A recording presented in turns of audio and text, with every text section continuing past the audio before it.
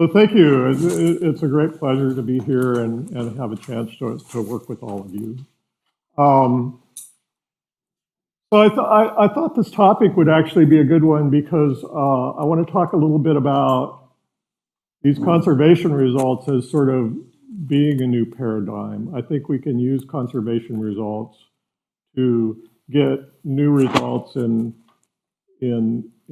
traditional reverse mathematics in maybe a different fashion, right? So part of the motivation here is whenever we're working with these higher order reverse mathematics systems, one of two interesting outcomes can happen, right? And the first one is that the higher order theory actually has exactly the same second order theorems as a familiar subsystem of second order arithmetic, right? And in that case, we can work in the higher order system with the much more expressive language and prove things, and then just pull the second order arithmetic results out of it, right? So it gives us new tools for doing traditional reverse mathematics, right? So if that doesn't happen, then the other thing happens, which is that the higher order theory doesn't have the same consequences, second order consequences as any familiar theory, right? And like most things in reverse mathematics, right, either you get an equivalence or you don't, and it's really interesting either way, right? It's just, you hope that you're lucky enough that you can figure out which one is going on. So I will be concentrating on item number 1, and then later in the week, Sam will provide some excellent examples of item number 2. A good place to start is with the base system, with RC and not omega, right? And the formulation for this was actually in this article, Higher Order Reverse Mathematics, that Kohlenbach put into the Steve Simpson's 2001 Reverse Mathematics volume, right? And the axioms are, well, lovely. I mean, for one thing, they allow us to use these higher order methods, right? But it starts with essentially Pfefferman's EPRA omega, right? So what does that look like? Well, it's axioms for arithmetic, right? On numbers. So I'll mention here that we do some type theory a lot of times when we're talking about higher order reverse mathematics. So the bottom type is type 0, which are numbers, right? And then also functions, which we can think of as type 0 to 0. Or also people refer to that as type 1. And then other higher order objects like objects, functions from type 1 objects to numbers and so on. So you can keep building up these types, right? And this axiom system actually handles objects of all finite types, right? So all of a sudden we can talk, well, you can think of a type 1 to number function as taking reals, right, and mapping them to natural numbers, which is not a sort of object that we can talk about in just second order arithmetic. So we're going outside the realm of second order arithmetic there. And the language is consequently very, very expressive, right? And then one of the things that gets added on to this in order to turn it into a reverse mathematics system is this quantifier-free axiom of choice scheme, right? Which basically says if for every set you can find a number such that some principle holds, then there's actually a function that will pick that number out for each set, right? So it is kind of an axiom. It's a choice function Y is a choice function here, right? But it's also sharply restricted, right? A has to be quantifier free. So the expressions can't be too complicated, right? And so Kohlenbach in that originating article includes this great conservation result, right? And so it basically just says that RCA naught omega has exactly the same second order theorems as RCA naught, right? So let me say two little things about that.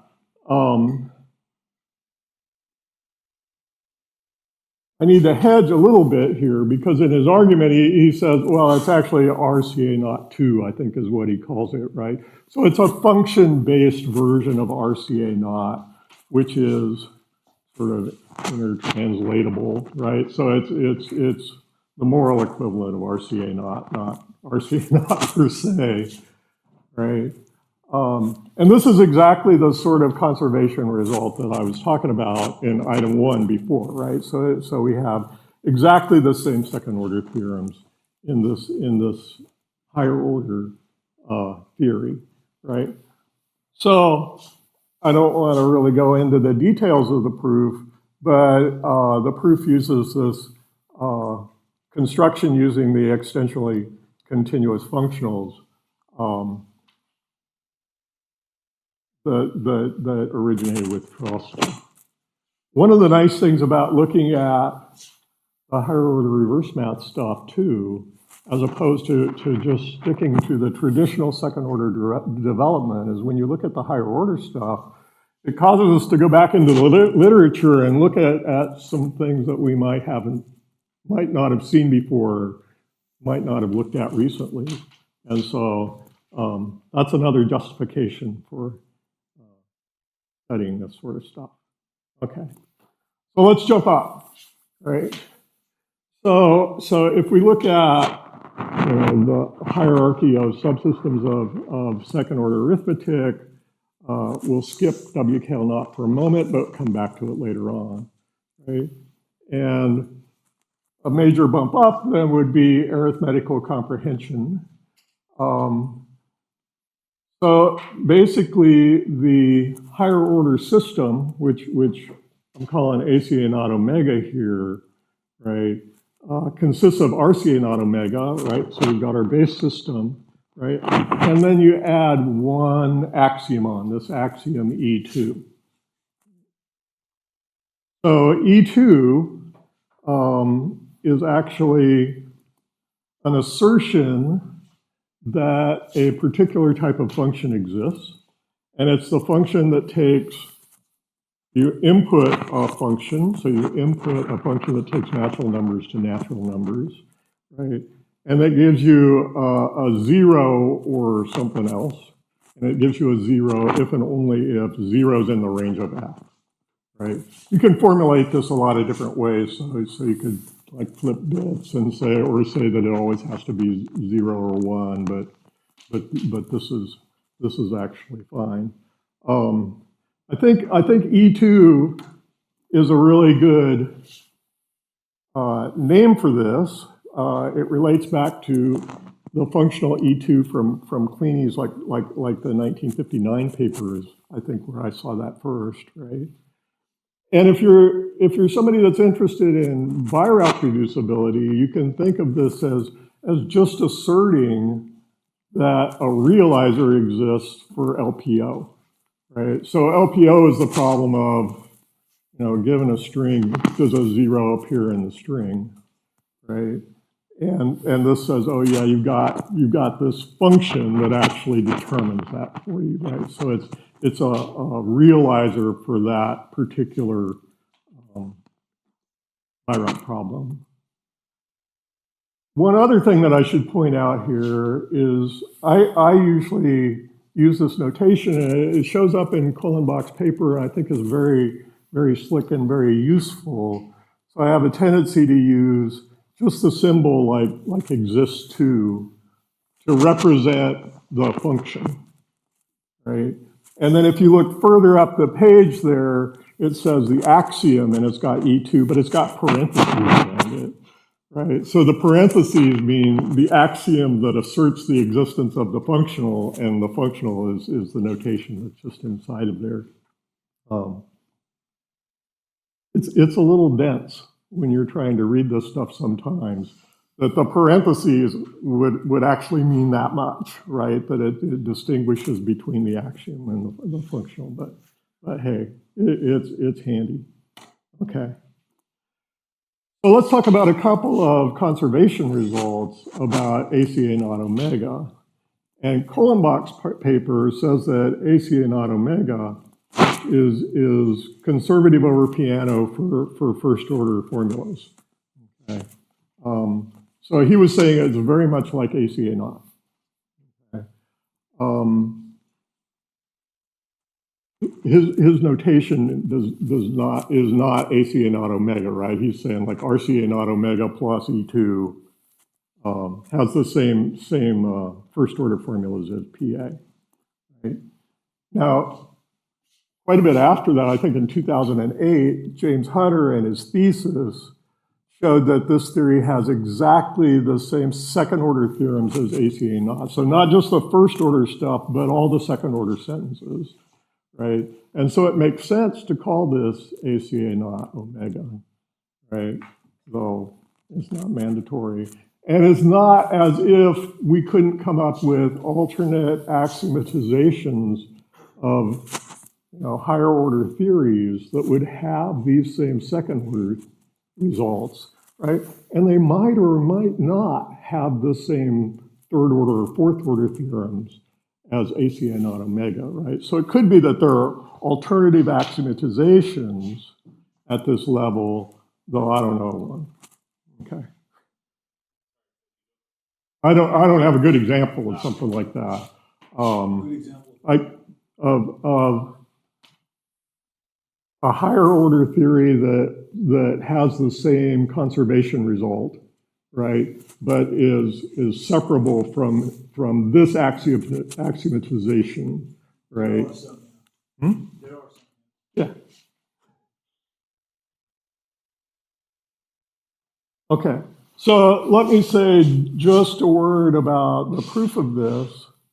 So an interesting step in the proof, I mean, you got to build this model and then verify that what you've got actually satisfies the axioms that you're after, right? So you start essentially with a model of ACA and build a new structure, right? Some kind of a term model, right?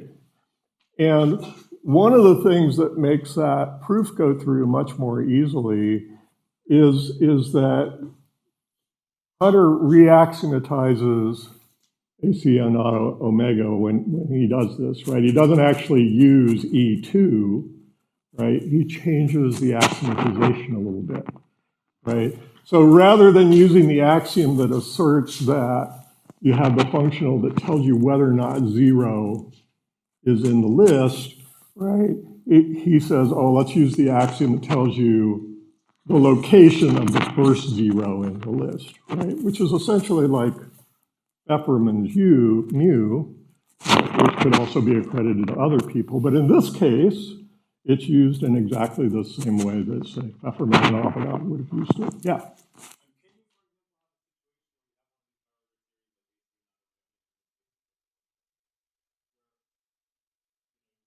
All of AC not saying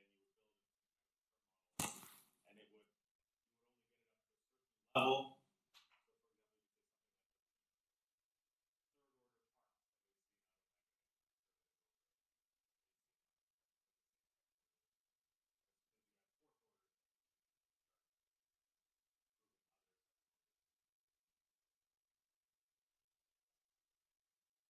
Right. I don't know an example of something like that, but it's not hard for me to believe that the potential for that is true, right? That if you add too much, then all of a sudden you're going to get extra second order consequences that are going to mess it up for the conservation result, right? So If you want to build it on purpose, yeah. probably you do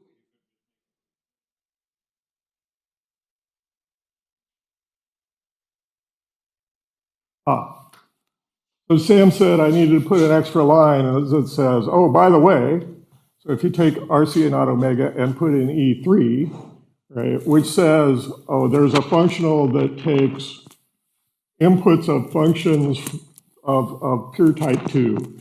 So functions that map from, say reals to natural numbers and decides whether or not there's a zero in the range, right? And when you add the stronger axiom on, you get lots more second order results, right? So it bumps you up to pi 1 infinity CA naught. So we just blew out the top end of the big five, right? So it was not something that I was going to incorporate originally. But this is also proved in Hunter's thesis, right? And it's a similar sort of argument. So it's an interesting thing to look at. By the way, if you're going back and looking at James's thesis, right, his notation for all these is different, right? So he doesn't use E or backwards E, he uses fancy calligraphic E, right? And you sort of say, oh, well, that's no different. And then the indice changes, drops by 1, right? Because his notation corresponds to the type of the input, not the type of the function. Right? So it makes perfect sense, but it's a little mysterious when you first look at it.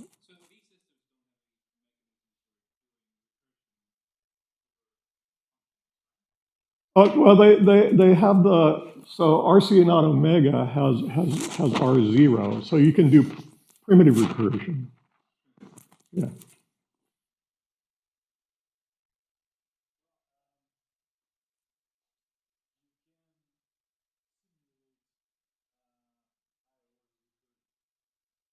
Or nice. Right.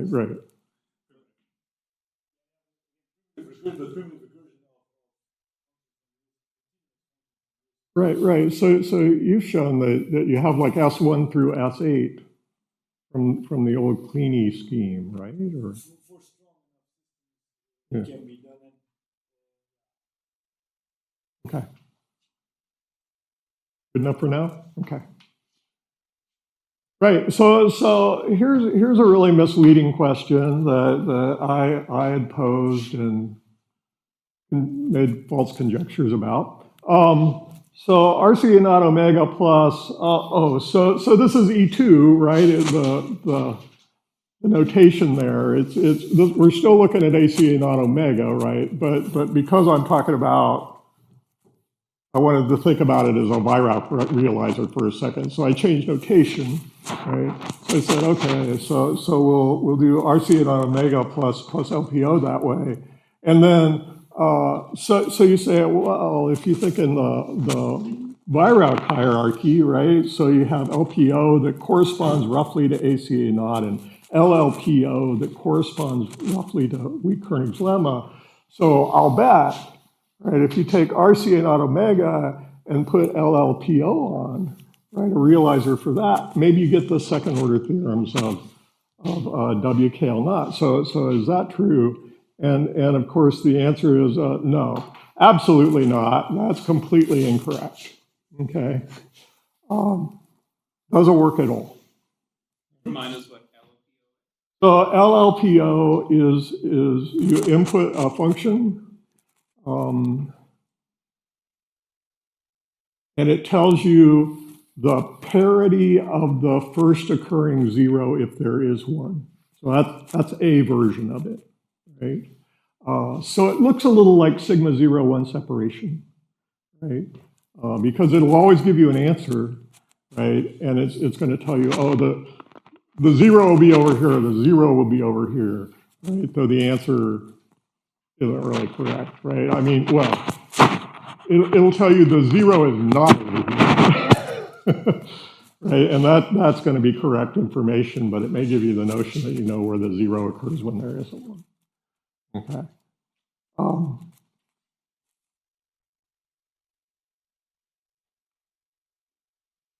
Oh yeah, there it is. So I guess I was anticipating that question. Yeah. So I like this version of it where it says, oh yeah, it's the parity of the first thing. Some people like restrict the functions to functions that have all all ones except for at most 1 0, right? So there's a lot of different variations of this that are Weierauch equivalent, and then if you parallelize them, then you get things that are equivalent to WKL naught.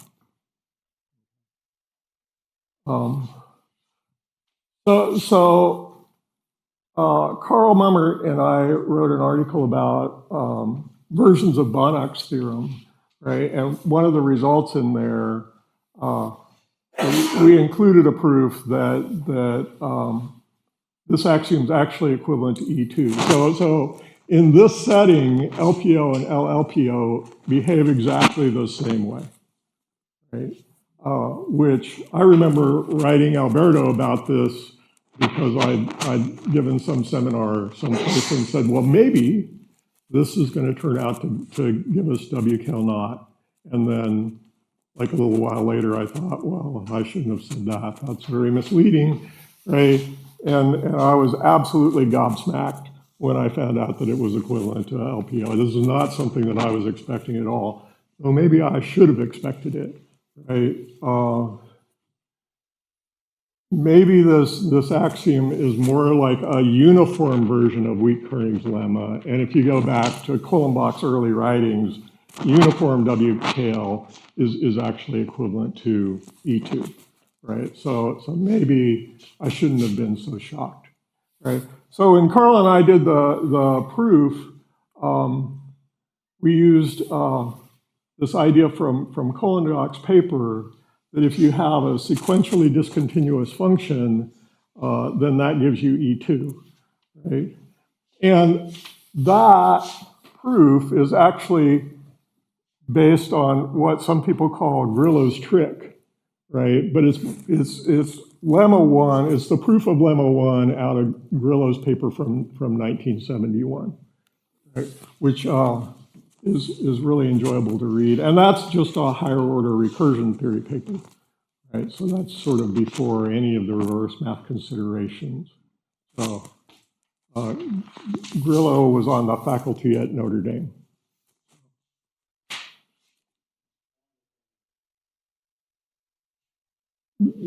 Before Peter, but Julia Knight met him.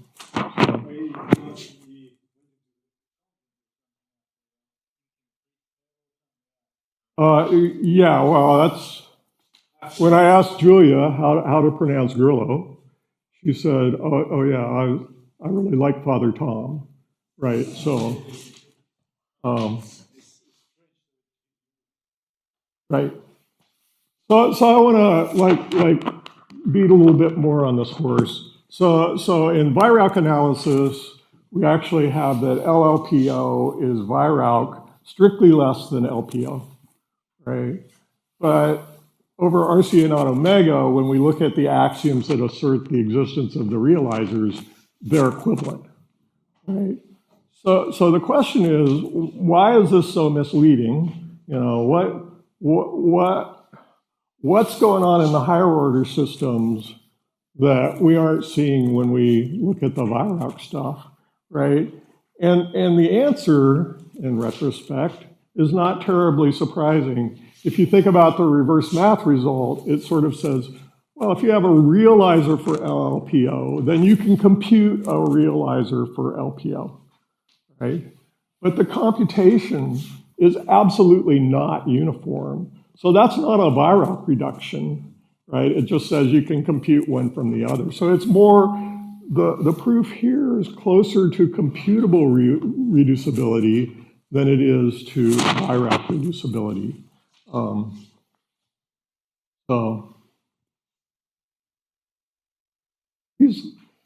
I'm afraid there's a lot of things in this talk that I've sort of noticed over the past several years, right? I thought I should recite them all someplace, right? And hope that this information, that you wouldn't be as confused as I was, right? Okay, so let's look at the WKL naught situation. So actually, in Kohlenbach's original paper, he gives a conservation result for an axiom that gives you the same second order theorems as WKL naught, right? And so it's this sort of fan functional, right? And it computes a modulus of uniform continuity. So omega there, right? You plug in any function that you have that's taking, strings of zeros and ones and outputting zeros or ones, right?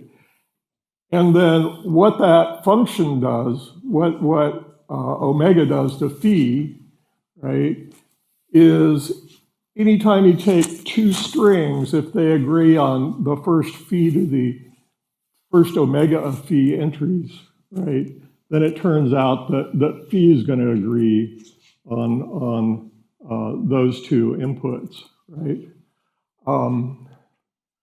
So this it's like a fan functional. It's like an intuitionistic notion, right?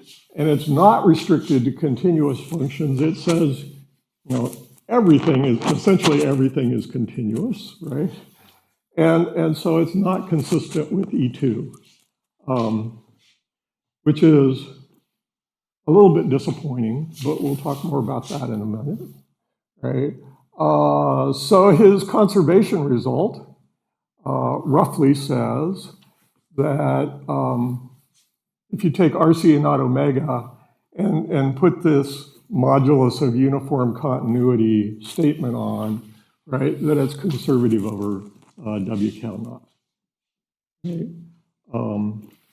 And eventually we're going to be interested in the fact that omega here is actually a higher powered object, right? It's taking functions of type 2, right? So things that are already not describable in the second order arithmetic setting and assigning them to numbers.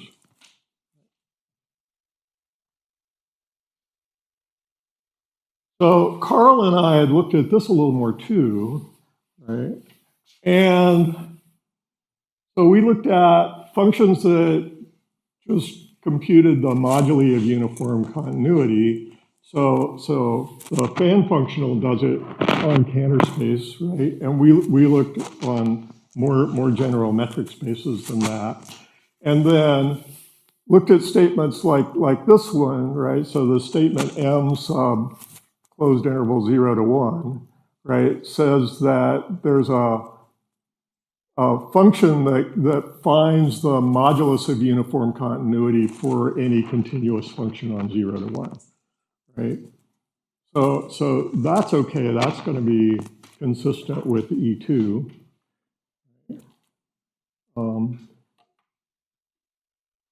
And as a matter of fact, if you put E2 on, then you can actually prove the existence of the function that will calculate the moduli of uniform continuity for you.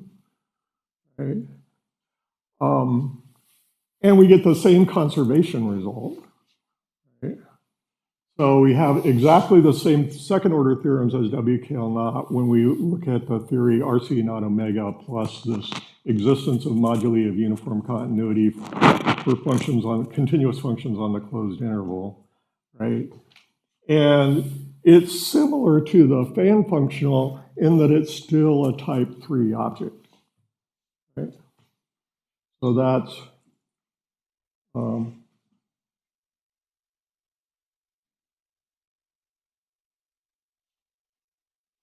interesting situation. So we've done that with the reals in that paper. And recently we've been talking about it and saying, well, we should be able to do this in Cantor space too, right? And so here's another one of these axioms that asserts the existence of a functional that finds the modulus of uniform continuity, right? And we get sort of the same sort of theorems that we just got a second ago, right?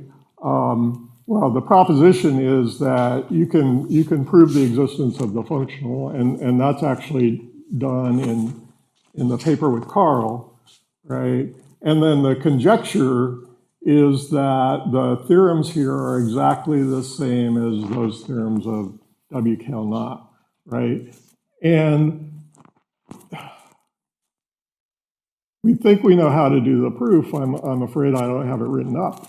But basically use the argument that we used for m on 0 to 1, right? So it goes through pretty much the same way, actually a little bit easier, if anything. Right?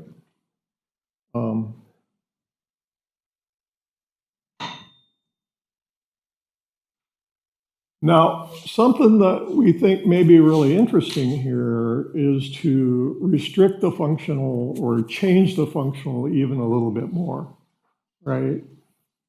So I want to look at an axiom that asserts the existence of a function that computes, that finds the modulus of uniform continuity for a continuous function on Cantor space, right? But then I'm going to make people represent the function the way I want it represented, right? So the input, rather than being the function, is now going to be the standard reverse mathematics code for a continuous function, right?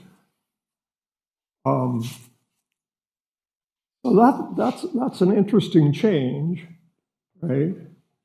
And the conjecture is you get those same sort of results, right? So it's still something that you can deduce from E2, right? So it's consistent with E2. This goes just a little bit over the paper with Carl in that we need to show that over RCA naught omega, if you have the code, then you can calculate the function values, right? And our conjecture is that we get, again, exactly the same theorems as those of WKL naught. And the proof is pretty much the same as in the 0-1 case. Sam?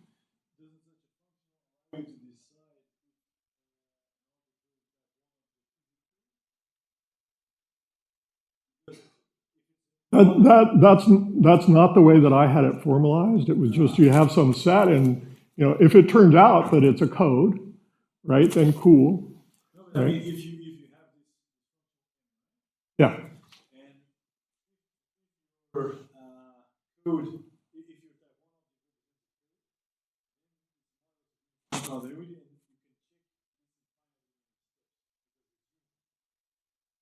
oh yeah. And so you can decide if a type 1 object is good or not. But that's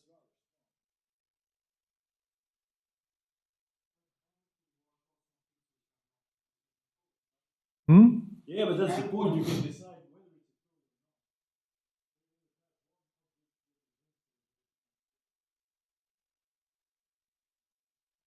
whether it's That's a good question. I'm going to need to think more about it. But the way that I had conceived of this, right?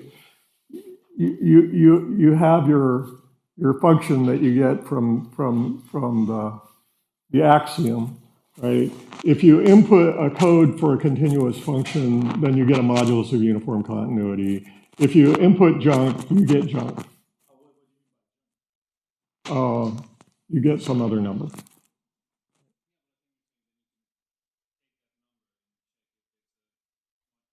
Yeah, I would need to think more carefully about that, right? Because doing the check then, yeah.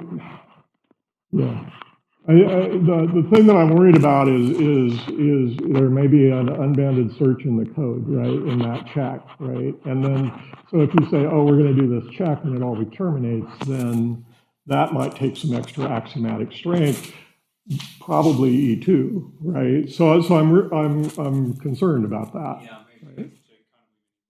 Right? Yeah. But yeah. if code will be given by a clean,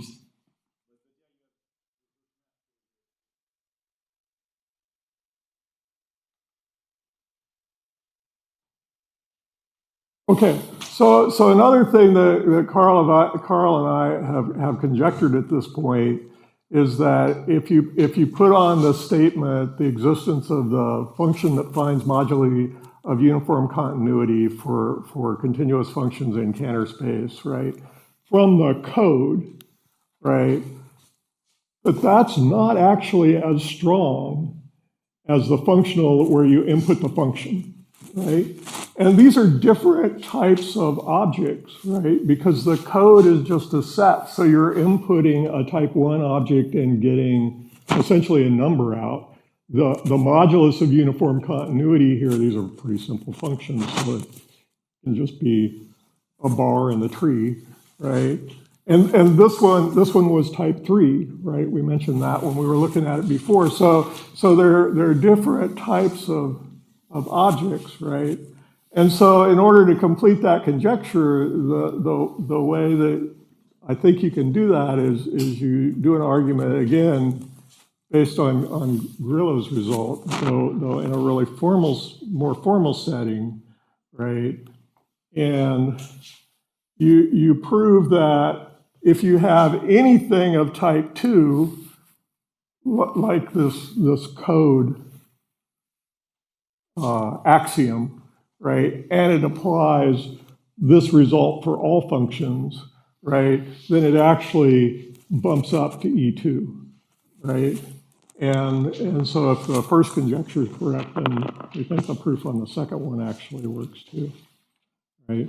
I thought that was kind of interesting because it doesn't, the argument here is not so strongly based on the axiom per se, right? But works for all things of all formulas of a particular type, right? And I had not done any results like that before where I said, oh yeah, I have this sort of statement of this type, right? And if it applies this, then it actually implies something much stronger, right? So hope to get that written up soon, and I hope it's of some use for people. Okay. So let's talk a little bit about some stronger theories. One would be sort of at the top of the reverse math, the traditional reverse math hierarchy. So pi 1, 1 CA naught. So this is related to the Suslin functional where if you have a tree, it may be omega splitting, right? So a tree on end to the end, right? Then it tells you chuck the tree in there and it tells you whether it's well-founded or not, right? So there's this theorem from Sakamoto and Yamazaki, which their proof, they basically say, well, you just look at Avogadro-Pfefferman and you can get this stuff out, right? So they say RCA naught omega plus the existence of the Suslin functional is actually conservative over pi 1, 1 CA naught for many formulas, right? Up to pi 1, 3, right? So that's a lot of arithmetic there, right? But not all of second order arithmetic yet. So a reasonable question is, well, can you move that from just being pi 1, 3 to being all second order formulas? And it seems like in order to do that, a reasonable approach would be to adapt Hunter's argument, right? And I think the trick there, when we talked about Hunter's argument for ACA naught omega, we said, oh, you re-axiomatize, right? And rather than doing E2, right, you do some sort of something that looks like Pfefferman's mu, right? So rather than using the Suslin functional, we might need to re-axiomatize, right? And rather than just saying, oh, this is well-founded or it's not, right? We could say, oh, it's going to point to the first place, the first listed vertex, which has an unfounded tree above it, right? And you patch that up somehow, right? Oh. Okay. But what about ATR naught? Well, I don't know, okay? So there are parallels in ATR naught between Weak-Koenig's lemma, well, in reverse mathematics, between Weak-Koenig's lemma and ATR naught. For example, we can think of Weak-Koenig's lemma as being sigma 0, 1 separation and ATR naught as being sigma 1, 1 separation, right?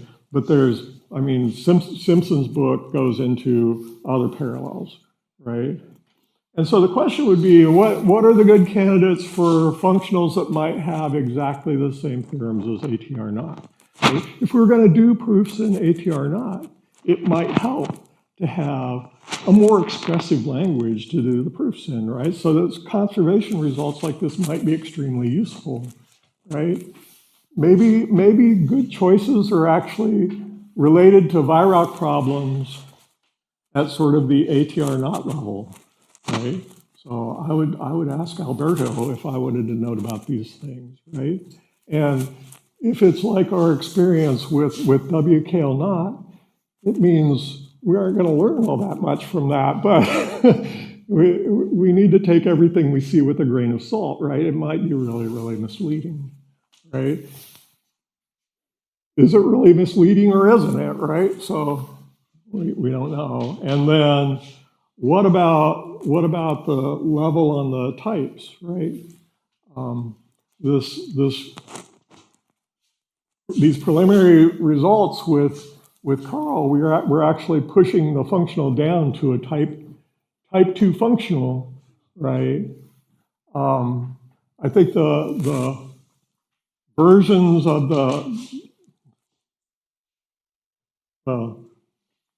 let's see, that Pfefferman version of the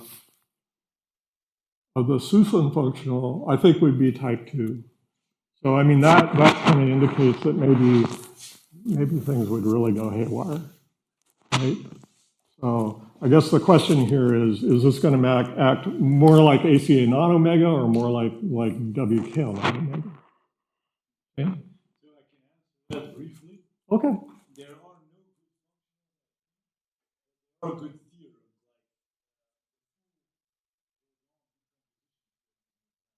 Okay. So just take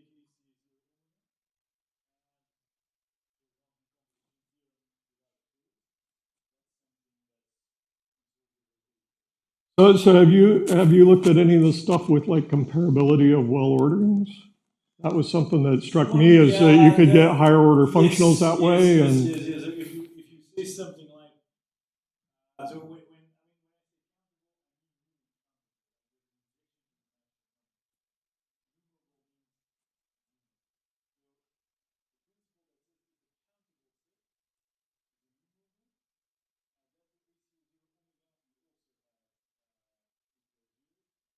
or any of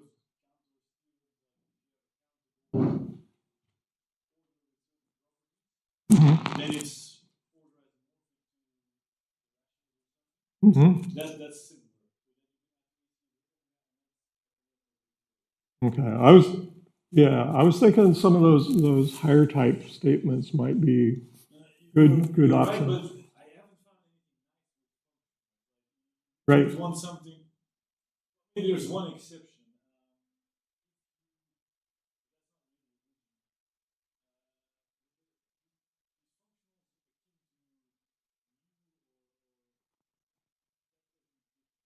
Right. That's actually so you're saying it's going to be more like WKL not omega, right? ATR not omega in this respect, right? When we look for functionals that are going to give us the conservation results that we would like, right? And in a way, yeah, and not like ACA not omega. I mean, my experience was you start looking at reasonable things in ACA not omega, and you look at all the I mean, well, you guys know me. So you look at all the normal infinite combinatorial problems that you would look at, right? And everything just blew up to E2 every single time, right? And I think there may actually be some of this behavior going on here at the ATR naught level too, that when we look at many different kinds of combinatorial statements, we wind up with things that are actually equivalent to whatever we're going to use for pi 1 C and not omega, right? Those would be good results too. Okay.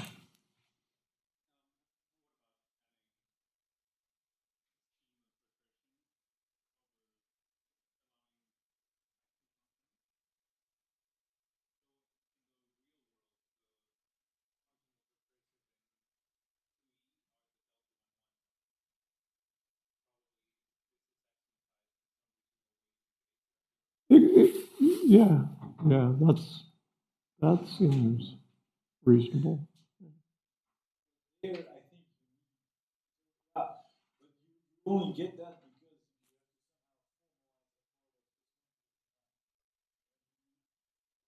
because you can't do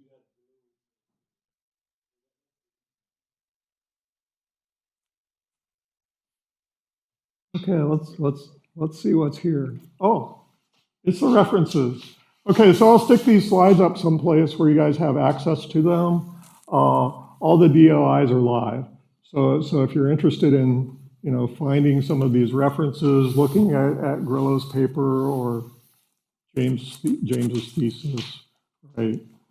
This will help you find them. Right? And that's all I had to say.